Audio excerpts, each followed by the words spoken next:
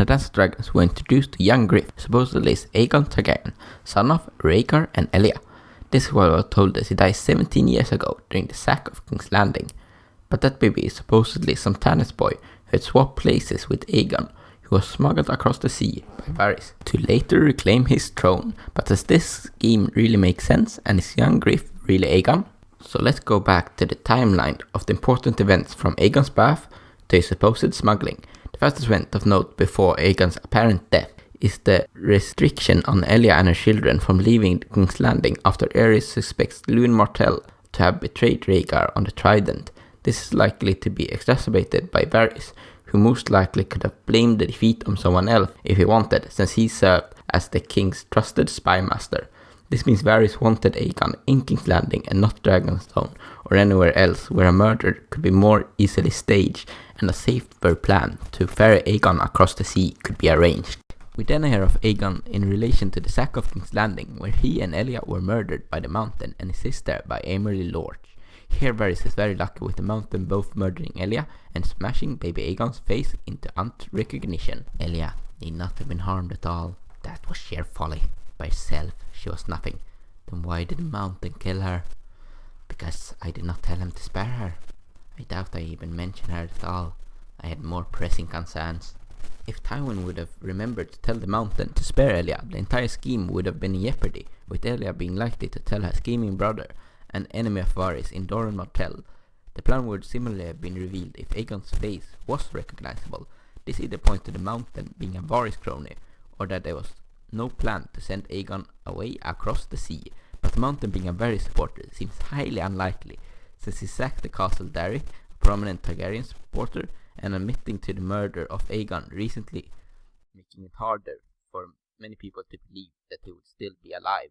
Thus it seems highly unlikely that Varys would have planned these actions in advance and risk his entire plot and life of these unlikely actions, especially since he advised to keep the gates shut, thus putting King's Landing in a siege situation, which only would have brought more time for Aegon to be recognized as a fake, and for Tywin to stop the murder of Elia.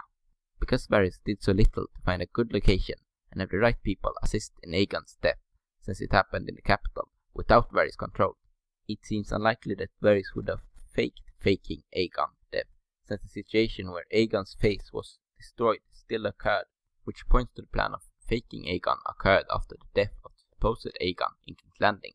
This also points to the plan of having Aegon conquer Westeros was conceived after the ascending of Robert to the throne, which also fit with the age discrepancy, with Tyrion's guess of young Griff's age compared to the age baby Aegon would have been. The ending scene of A Dance with Dragons also does not make much sense with the explanation of Aegon being the son of Rhaegar. It might have seemed so at first, since the Villainous Monologue has become such a trope at this point. It's easy to dismiss it as an easy way to inform the audience of character intention, but very little new information learned of this passage, and we know you're both familiar with the tropes and like to subvert this, as in The Plague Star, when a character named Rika Dawnstar starts to monologue to the protagonist while a T-Rex come up behind her to kill her, to only have it be revealed that she was in control of the dinosaur. Certainly nothing like this is happening with Varys, but it leaves the reasons to suspect that the trope is not just there to inform the audience. Or it just might be so, just not the audience reading the book, and instead one of the schemers opposing Varys and Illyrio. If someone else had spies overhearing what Varys said during the murder of Kevan and reports back to the master, it would certainly bring legitimacy to the identity of Aegon, since there would be no apparent reason to lie to a dying man unless someone else overheard. While this might seem to benefit Aegon even if it is not a fake, it does so with a fake even more, since this reveal would stop major attempt to find traces of an apparent plot. Because most of Aegon's enemies would likely to try to find out he's a fake by investigating the possibility of a swap, asking questions about the smuggling of a baby and selling of one, and even if Varys had the smuggler and Tanner which Solar's son killed, there certainly would have been more people aware of it, such as the Tanner's other children and acquaintances, and the people responsible for shipping Aegon across the sea. The reveal from Varys most likely stops inquiries into these things, and that they never occurred, while if Aegon was real, the traces should be known as much as possible to indicate that it truly is Aegon. This is especially true since no one would be likely to investigate an impaired smuggling of Aegon at the time of his death, while they certainly would in his return, which means it would benefit Varys to keep the evidence of the smuggling clear and available, reducing the need to tell it directly.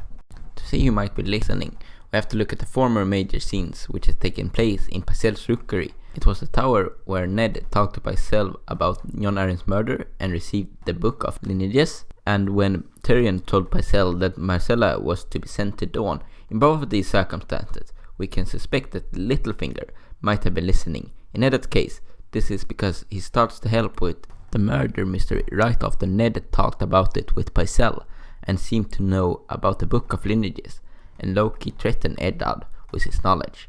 With Tyrion, he was surprised when he was told Myrcella was to be wed to Robert Arryn, claiming it was because Cersei would oppose it, while any knowledge of Tyrion of Pycelle's path would have shown that Tyrion tries to oppose and diminish Cersei at every opportunity, making it unlikely for him to be surprised by Tyrion plotting to remove Cersei's children, and more likely that he was surprised because he had been told that Myrcella was to marry Trystane. It could also be a message to Bloodraven, as we know the children of the forest are known to inhabit ravens after they die, and the white ones, who just arrived in the rookery by the time the murder, are known to be extra smart and most likely indicating that they have a strong presence of children within them. But most likely candidate is Qyburn, as acting spymaster, who thinks he has access to Varys' little bird, but we know this to not be true, since Varys has control over them in the epilogue, and they are mutes. Since Qyburn thinks he has control over the little birds, it is likely the boy that collects Qyburn is one of these false little birds, since he has a tongue, and the most likely candidate is Qyburn with one of the false little birds, which could be listening on to the situation, after having most likely been sent by Pycelle under duress, which would likely convince Qyburn that Aegon is real, which, if it's true that it's a crony of the Martells, would lead to him informing Doran and thus creating a larger incentive for the Dornish to join Aegon if his legitimacy could be proven. There are also very few reasons that Aegon would have to be real, when an imposter could function as well in all regards, since no one expects Varys and Illyrio knew the truth. Only reason they could want Aegon to be real if they are very large Targaryen supporters and cared about lineages, both of which seem to not be true, since Varys helped destabilize Aerys' reign by helping to fuel his paranoia, which helped him to the Targaryen loss of power, and Illyrio pokes fun at the sigils and thus lineages. That seemed to amuse the Lord of Cheese to no end. He slapped his meaty thigh and said, "You Westerosi are all the same. You saw some beast upon a scrap of silk, and suddenly you're all lions, or dragons, or eagles. I can take you to a real lion, my little friend. The prince keeps a pride in his menagerie. Would you like to share a cage with them?" Besides, they do not seem to care that much for Viserys and Daenerys, since Jorah helps facilitate Viserys' death by escalating the situation, and Daenerys' usefulness seems to be hatch the dragons and bring an army, since Illyrio's cronies only want her to come west when she has them, and suggest to go far east before. They are also left as a big ass and not trained such as Aegon, which could make Daenerys a very good backup plan if something went awry with Aegon, if Varys and Illyrio were truly Targaryen supporters. It's also much easier and safer to use a fake, since there will be no risk in shipping across the sea and stealing the baby. If you also can trust House consistency, it seems highly unlikely that Miles Toyne of the Golden Company would support a Targaryen, since all we know about House Toyne is their opposition to Targaryens. Simon Toyne was the chief of the outlaw gang, the Kingswood Brotherhood, and Terence Toyne slept with the king's mistress, which brought the downfall of the house. The Golden Company also refused to help Viserys, who basically had the same to offer as Aegon, although dismissed because of its craziness or the current political situation. So all in all, it seems quite unlikely that Miles Toyne would support a Targaryen, especially one with so little to offer. So Varys did not control the supposed murder of Aegon, have reasons to risk his own life to prove Aegon's legitimacy to his enemies instead of revealing his schemes by showing evidence of Aegon's escape, has no reason to use the real Aegon instead of a fake, and would have an incredibly hard time recruiting the Golden Company with the real Aegon. So all in all, I think Aegon is not a Targaryen. But if young Griff is not him, who could it be? A Blackfire? That theory will be explored next time. Hope to see you then.